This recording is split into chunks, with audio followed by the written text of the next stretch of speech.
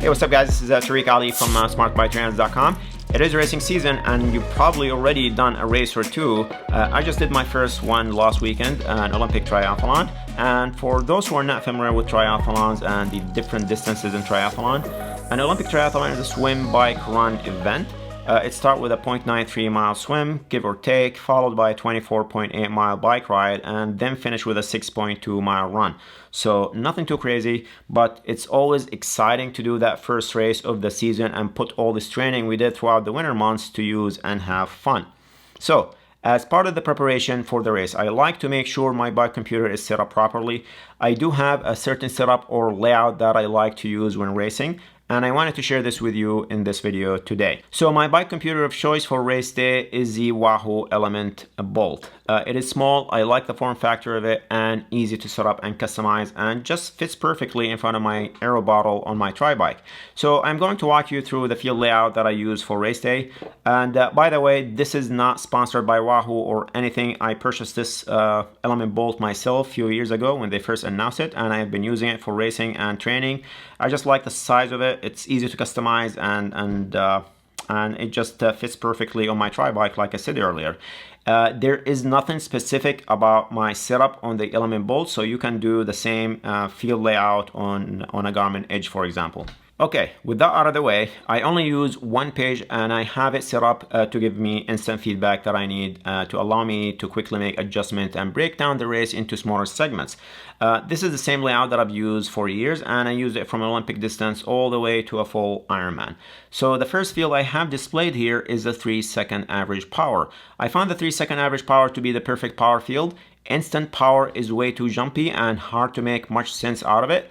And the 10-second is way too slow for me, so 3-second is a sweet spot, and that's the first field I have displayed here. Right below that is my speed. Not much to say about speed. We all need to see how fast we are going, and next to that is my ride time. Some athletes like to leave speed out of it because they do not want speed to dictate their race plan. That's fine, I guess. I look at it as a way to always evaluate how things are going, and also it's a good way to evaluate your equipment and make sure everything is working as it should be. For example, if I am on a flat section doing 200 watts with little to no wind, I know I should be going 21, 22 miles per hour or somewhere around that. If I'm going 15, 18 miles an hour, then I know something is possibly wrong. Maybe a flat tire, or the brakes are rubbing, or could be just a false flat.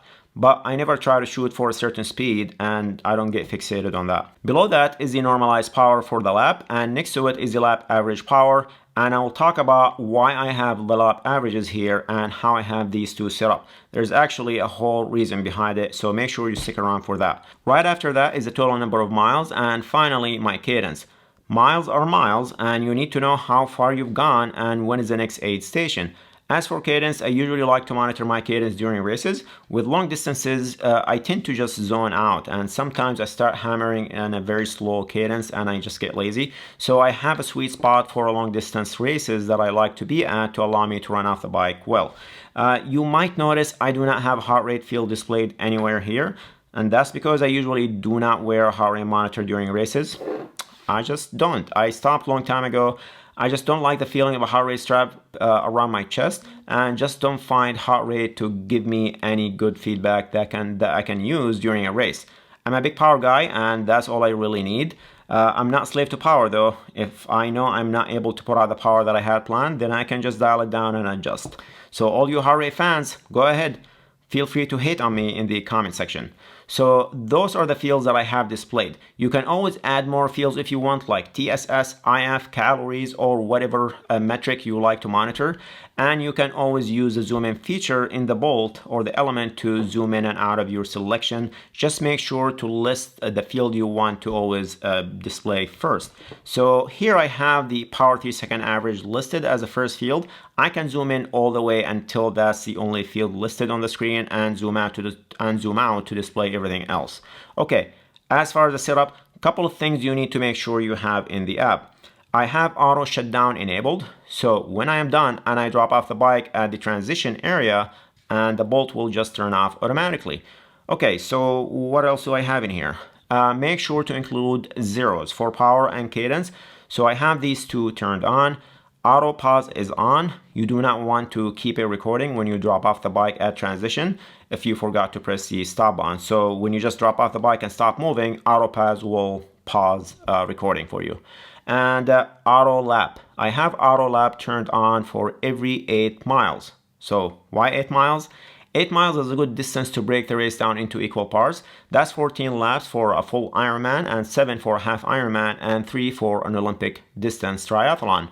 And 8 miles is just right around 20 minutes or so for me, so it's a good reminder to drink and eat.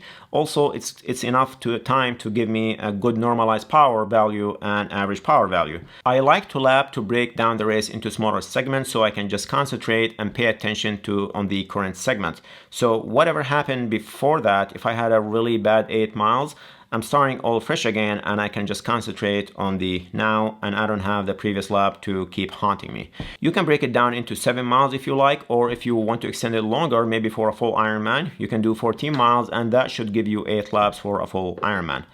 I have these two fields displayed next to each other, and that's because you want to keep them as close to each other as possible. You don't want to have your MP value higher than your average power by a lot if you are a triathlete, especially for long distance races. They should be very close and you get there by having a steady, even ride. Otherwise, your run will suffer.